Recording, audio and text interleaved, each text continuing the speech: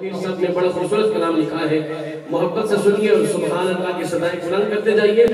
پیر صاحب لکھتے ہیں، تھی جس کے مقدر میں گدائی تیرے در کی،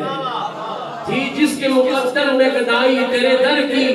قدرت نے اسے راہ دکھائی تیرے در کی، اور میں بھول گیا نقش و نگار رخ دنیا، میں بھول گیا نقش و نگار رخ دنیا، صورت جو میرے سامنے آئی تیرے در کی، صورت جو میرے سامنے آئی تیرے در کی، انوار ہی انوار کا عالم نظر آیا، عالم نظر آیا، چلمن جو ذرا میں نے اٹھائی تیرے در کی، اور پیر صاحب فرماتے ہیں، ہے عرش و سماوات تیری ذات کا صدقہ، یہ دل بھی تمہارا ہے، یہ جان بھی تمہاری ہے عرش و سماوات تیری ذات کا صدقہ۔ کس کس کا ایمان ہے، عقیدہ ہے کہ زمین و آسمان سب کو سرکار کا صدقہ ہے؟ یقیناً ہم سب کا یہ ایمان ہے، خوش ہو کے کہیں سبحان اللہ۔ یہ انشاءاللہ اس کا ثواب پیر صاحب کی قبر پر اللہ کی رحمتوں کی در ہم کو ملا ہے، اس اوج کا باعث ہے نسائی تیرے در کی، تعزیز تیرے در سے میرا سر نہ اٹھے گا، مر جاؤں تو ممکن ہے جدائی تیرے در کی،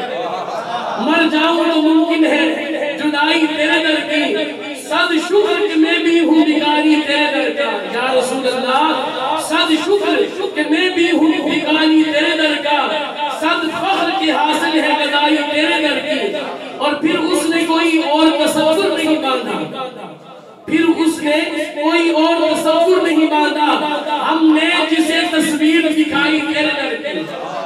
ہم نے جسے تصویر دکھائی تیرے در کی، رویا ہوں میں اس شخص کے قدموں سے لپٹ کر، رویا ہوں میں اس شخص کے قدموں سے لپٹ کر، جس نے بھی وہی بات سنائی تیرے در کی، اور ایک نعمت عظمیٰ سے وہ محروم رہے گا جس شخص نے خیرات نہ آئی تیرے در کی، اور مکتے میں آپ فرماتے ہیں آیا ہے نصیر، آج تمنا یہ ہے،